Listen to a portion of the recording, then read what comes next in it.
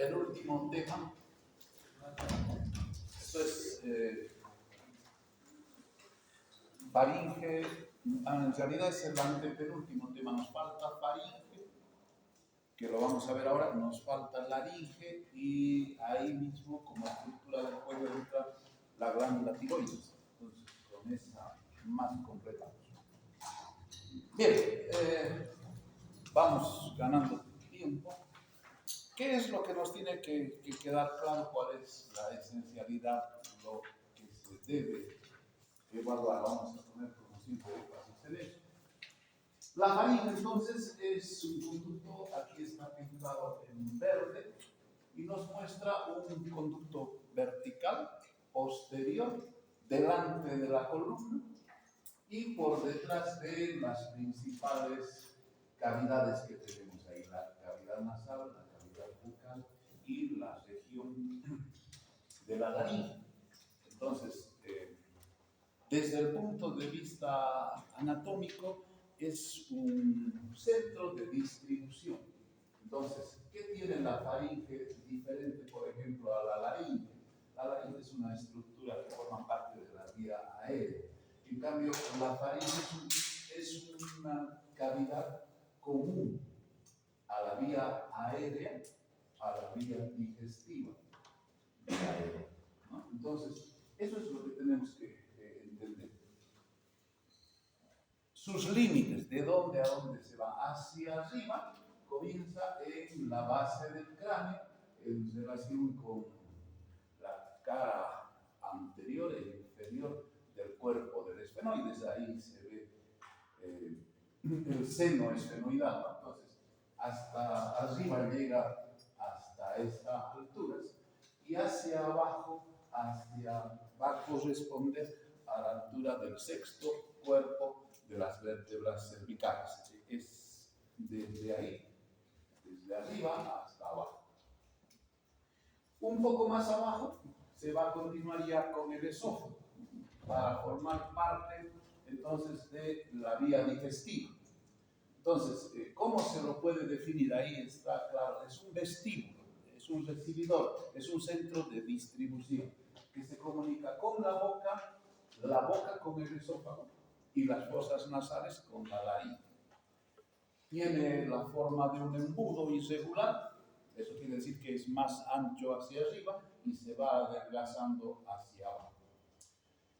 Sus dimensiones, como todos los órganos vivos, son diferentes de los que se estudian del carácter. En estado de reposo puede llegar a medir 15 centímetros de longitud, de largo 15 centímetros, diámetro transversal entre 4 y 5, y a la altura del hioides, donde ya se va adelgazando, puede bajar hasta 4 centímetros, ¿no? Ahora, este es el otro punto importante. La faringe siempre está abierta. Esta estructura no se pliega, como vamos a ver después, sucede con el esófago, donde sus paredes pueden tomar contacto. Como es parte de la vía aérea, imagínense el daño que sería si esto se pudiera reducir. Entonces, la faringe siempre está abierta y sus paredes internas se separan por un diámetro entre 2 y 3 centímetros.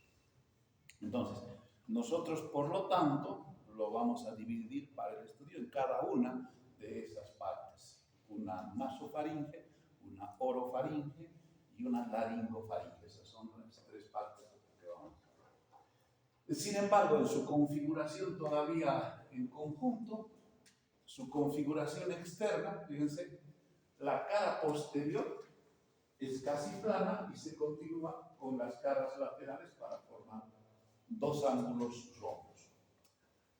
Se relaciona con el espacio retrofaringeo. Hay una figura que lo vamos a mostrar ahí para ver a qué se refiere con esa designación de espacio retrofaringeo.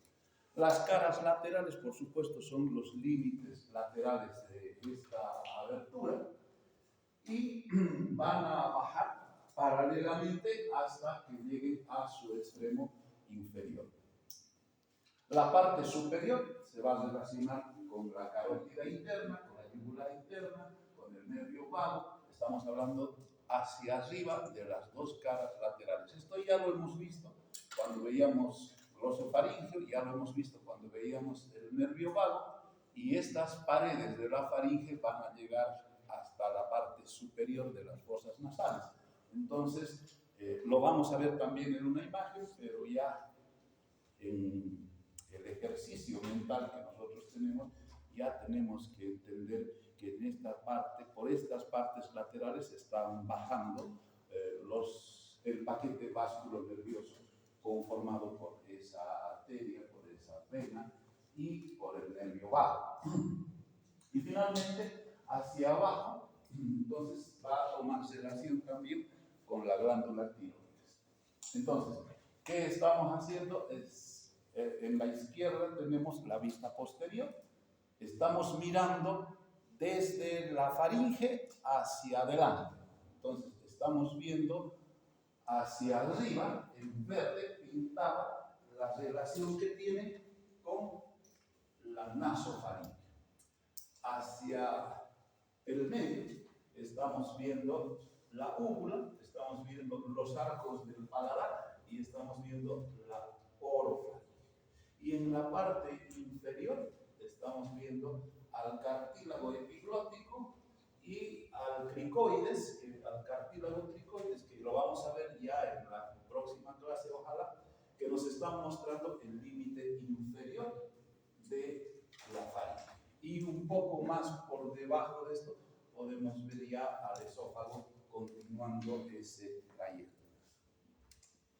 Por si no, para que quede claro, aquí estamos mirando, fíjense, las coanas, ¿sí? La parte posterior de la nariz. Aquí todavía llegan a verse las conchas nasales. Aquí están la concha nasal inferior, la concha nasal media. Eso es lo que estamos viendo en la nariz. Aquí estamos viendo la cavidad posterior de la lengua, la úvula y el paladar. Y aquí estamos viendo el cartílago epiglótico. Aquí es donde estamos viendo a esos dos cartílagos que son los cartílagos cricoides. Entonces, es importante, ¿no?, señalar el centro de comunicación de la faringe con las otras cavidades. Y aquí estamos viendo que existen también otras formaciones que las vamos a estudiar a continuación, que son los elementos musculares que tienen relación con la faringe. Habíamos dicho que las caras laterales tienen relación con las arterias carótidas, con la vena yugular interna, con el nervio vago, y si nos fijamos, estamos viendo a la arteria carótida, estamos viendo la vena yugular interna, estamos viendo al nervio vago, y le estamos viendo tomar relación con la faringe, ¿sí? Entonces, es mirar y acordarse, sobre todo en el examen. Ya habíamos dicho que hacia la parte inferior, fíjense, donde se va a continuar ya con el esófago, aquí está el esófago en su vista, se lo ve directamente porque estamos mirando desde atrás. Aquí adelante está la tráquea, entonces estamos viendo su relación con la glándula tiroides, ¿no? También con este otro elemento. Hemos dicho hacia arriba, el extremo superior se va a fijar a la base del cráneo y habíamos indicado que esta región de la faringe se va a relacionar con esta cara anterior e inferior del cuerpo del esfenoides, ¿no? Si ustedes se acuerdan, a esas alturas había una formación con la cual se relaciona el tubérculo faríngeo. ¿Qué más? Hacia los lados, en la base de la región nasal, hay una formación que destaca, que son el orificio de desembocadura de las tubas auditivas o trompas auditivas. De ello hemos hablado cuando veíamos el oído y habíamos indicado de que hay un conducto que va desde el oído medio, va a ir hacia la faringe y lleva aire y es el encargado de regular las presiones. Bueno, ahora lo estamos encontrando ahí, también formando parte de las formaciones anatómicas que se encuentran aquí. Bien,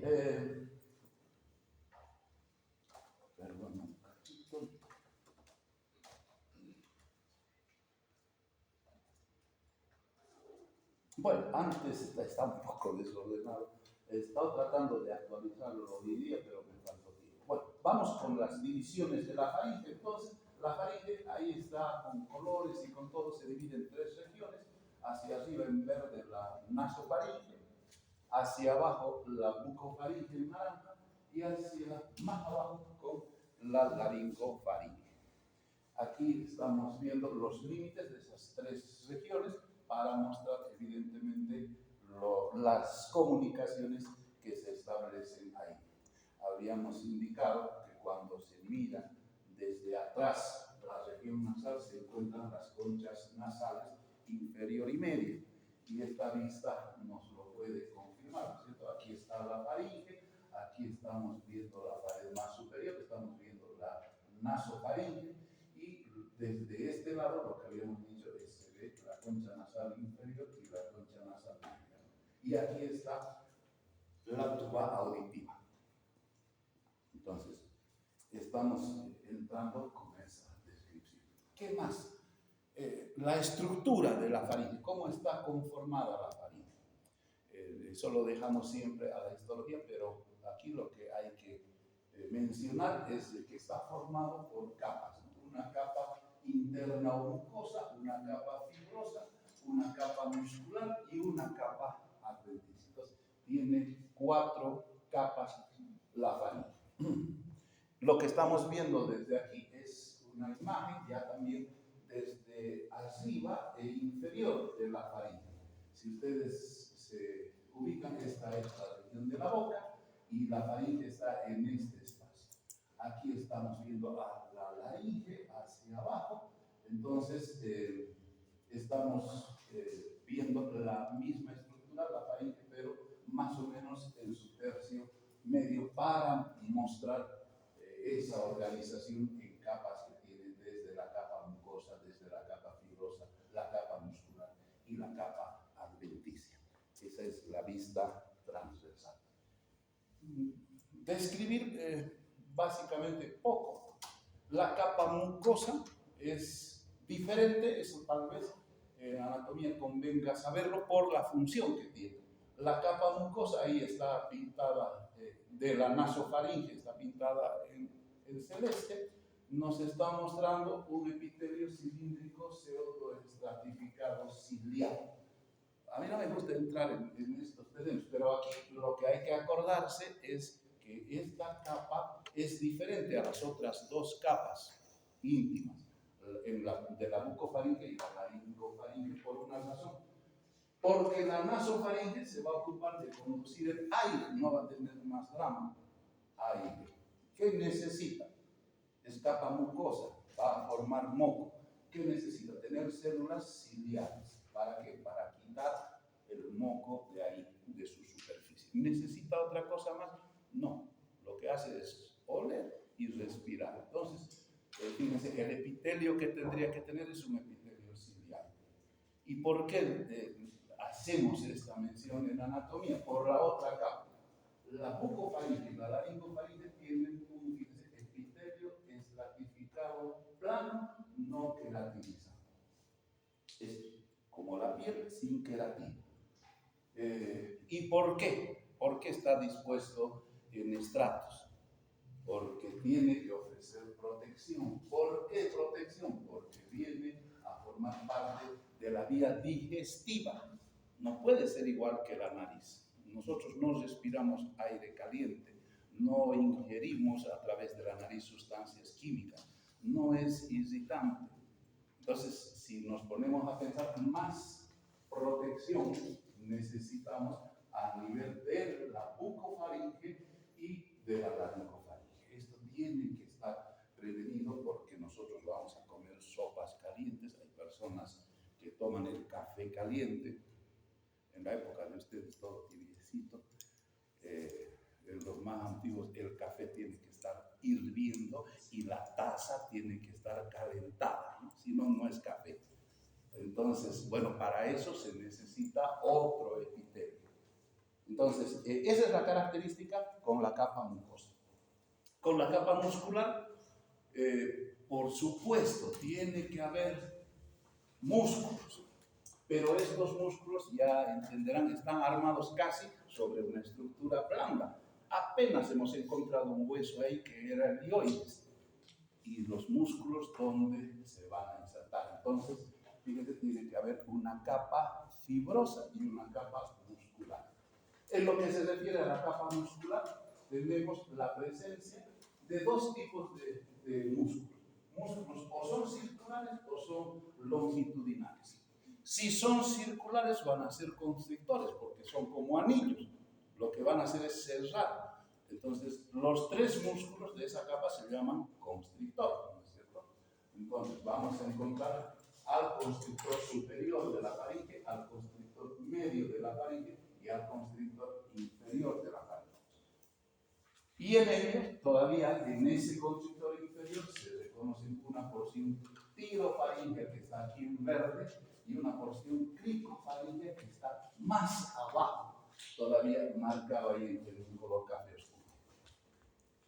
Pero ¿para qué se va a insistir tanto en esto? Porque la porción cricofaringea, este cartílago, va a permitir a que el esófago tome también inserción con ese cartílago y forme un elemento que es una válvula que le permita regular su función. Va a formar uno de los esfínteres, va a formar específicamente el esfínter esofágico superior, donde se va a, o con quién se va a relacionar con esa porción cricofaringea. Eso es lo importante, entonces, de la capa circular. Y en la capa longitudinal, señalar el aporte que pueden hacer el palatofaringio, el salpingofaringio y el estilofaringio. Esos son los tres músculos longitudinales. Palatofaringio, ya hemos hablado del palatofaringio cuando hablábamos de los arcos que forman el paladar. Y aquí lo podemos ver a ese palatofaringio viniendo, fíjense, de formar la parte superior de la úvula, relacionarse con la tonsila y fíjense, llegar hasta la faringe, dando su nombre completo de palatofaringio. El siguiente músculo, que no lo hemos visto hasta anteriormente, pero también contribuye a esta acción, es el salpingofaringio. Salpingo. La palabra salpingo significa trompa, ¿no? Las trompas uterinas, salpings también se llaman, ya lo vamos a ver más adelante. Entonces, la palabra salpingo quiere decir que es una trompa. Y si nos fijamos, este es el orificio, la apertura de la tuba auditiva. Entonces, si ustedes se fijan, aquí viene este músculo que también desde esa región, desde esa tuba o salpings, viene y se dirige a la faringe. Ese es el músculo salpingofaringeo. Y finalmente, el que está marcado en verde, lo conocemos por lo menos en su situación, lo hemos visto formar parte del ramillete de músculos que hay en la apófisis estiloides y por supuesto este va a vincular a la apófisis estiloides para formar el estilofaringeo cuyas fibras en esta imagen se ve hasta aquí, pero nosotros, si son dos tipos, dos planos diferentes de corte, esto llega más o menos a esta altura, y si retiramos al constrictor, lo podemos ver llegar aquí, terminar aquí, al estilofaringeo, ¿no? Entonces, también termina inferiormente, ampliándose, bifurcándose y terminando en la faringe. Finalmente, hablar de la inervación e irrigación, ¿no? En cuanto se refiere a la inervación, tenemos dos nervios con funciones diferentes. Inervación sensitiva, noveno par, glosofaringeo, y la inervación motora a predominio del décimo par. Lo que estamos viendo ahí es la inervación sensitiva de toda la región del paladar, de las tonsilas y de la parte posterior de la lengua y llegar formando el noveno par hacia la parte central. Y lo que estamos viendo ahí es el décimo par craneal, que es el que va a dar la inervación a todos estos músculos que acabamos de estudiar. Y ahora recién me voy a la parte que tiene la faringe. Esta imagen debía estar más atrás. Ahí me lo cambié. Bueno, vamos entonces. Configuración interna. Vamos a ver lo más importante de la nasofaringe, de este segmentito en azul. La nasofaringe es la porción nasal de la faringe. Para algunos se llama nasofaringe, para otros sinofaringe. Eso depende de la raíz griega o raíz latina con que se lo había estudiado. Para algunas escuelas esto es nariz y se llama naso. Para otros nariz del latín es sino y también sino también. Cualquiera está bien. Es una formación cúbica, tiene 6 paredes. Nos estamos hablando de la región posterior, no estamos pidiendo la descripción de la nariz. Y la pared anterior corresponde a los orificios posteriores de las cavidades nasales o coana. Es decir, a la figura que estábamos viendo hace rato, ¿no? Cuando hablamos de la pared anterior de la nasofaringe, nos estamos refiriendo a este segmento. Corresponde a la pared posterior de los orificios de la nariz o coanas. Las paredes superior presentan una agrupación que forman la tonsila faríngea o amígdala, aquí arriba, ¿no es cierto? Ustedes se acuerdan de esa descripción, también lo habíamos descrito ya. La pared posterior es vertical, aquí podemos evidenciar eso, es francamente vertical. Finalmente, ambas paredes se relacionan con la porción basilar del occipital. Acuérdense que aquí está terminando, fíjense, la región del esfenoides, pero aquí está formando articulación con el occipital, con la porción basilar del occipital. Entonces, también le da su relación anatómica. ¿Qué hay a los lados a esta altura? Si ustedes se fijan, aquí estamos viendo uno de los lados, está el orificio interno de la trompa auditiva, que hemos dicho es la desembocadura de la tuba auditiva, que contiene aire, y también hemos dicho es el punto de partida para el músculo salpingofaríngeo. ¿Sí? Y finalmente, hacia abajo, la pared inferior con quien se separa de la orofaringe o bucofaringe con el velo del paladar. Aquí estamos viendo el paladar duro, que lo hemos descrito en huesos, el paladar blando, que lo hemos visto en boca, y al terminar se forma el límite inferior de la nasofaringe. De ahí para arriba nasofaringe, de ahí para abajo orofaringe o bucofaringe. Porción oral, orofaringe. Entonces bajamos un piso y vamos a ver la porción oral de la orofaringe. Entonces, su límite lo marca el velo del paladar, el paladar blando, etc. ¿Sí? Y inferiormente, ¿hasta dónde va a llegar? Hasta que encuentre alveoles, hasta esa altura. ¿Qué tenemos? Hacia adelante, o sea, ahora vamos a ver, ya estamos viendo esta región. Hacia adelante encontramos la pared la parte posterior, no es pared, la apertura posterior de la boca.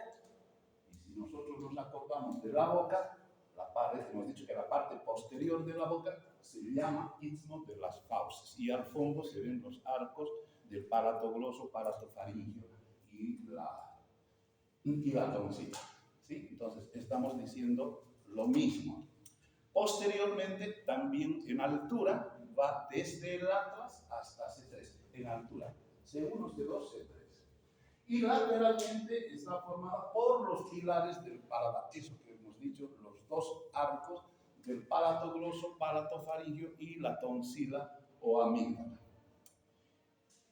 ¿Y qué más? Y una relación importante que tiene hacia adelante es la parte posterior de la lengua, la raíz de la lengua y la parte más superior del dorso de la lengua. Entonces, eso que está en ese cuadradito, eso es la orofaringe. No debería ser complicado si trabajamos así con imágenes, si tenemos apoyo de imágenes, revisar el atlas, etc. Si no, parece una región muy complicada si se aborda a la rápida antes del examen. Y finalmente tenemos la porción laringea de la faringe o laringofaringe. Entonces, estamos ya viendo esta parte que todavía es faringe, fíjense, después va a formar el esófago, pero que se encuentra ya en relación con esta otra parte que es la laringe. Aquí se va a separar ya la faringe, todavía es común, pero fíjense, la faringe va a continuar inferiormente y se va a continuar con el esófago y ya va a formar parte del aparato digestivo. Pero hacia adelante va a formar parte de una región que es la vía aérea. Y esta vía aérea va a comenzar en la laringe. Y esta laringe hacia abajo se va a continuar con la tráquea. Entonces, estamos ya asistiendo al momento en el que el eje aerodigestivo se separa. ¿Sí? Entonces, dice ahí, se llama también hipofaringe. Tiene lógica porque hipo quiere decir abajo, ¿no? Entonces, en la parte inferior. Se relaciona con la laringe, que ya lo hemos mostrado, y la epiglotis. Este es el cartílago epiglótico, el más elevado, y este es el que permite la regulación de la entrada de aire. Lo vamos a ver en laringe. A los lados, dos formaciones que se llaman los recesos piriformes. Y hacia atrás vamos a llegar de C3, C4, C5 y C6 que formaba el límite inferior de la faringe. Patologías asociadas, tenemos un proceso que es la faringitis que es la afección de la faringe, que es diferente a lo que ven ustedes ahí, que es una amigdalitis. Faringe, la irritación, la inflamación de las faringes. Nos quedamos entonces aquí.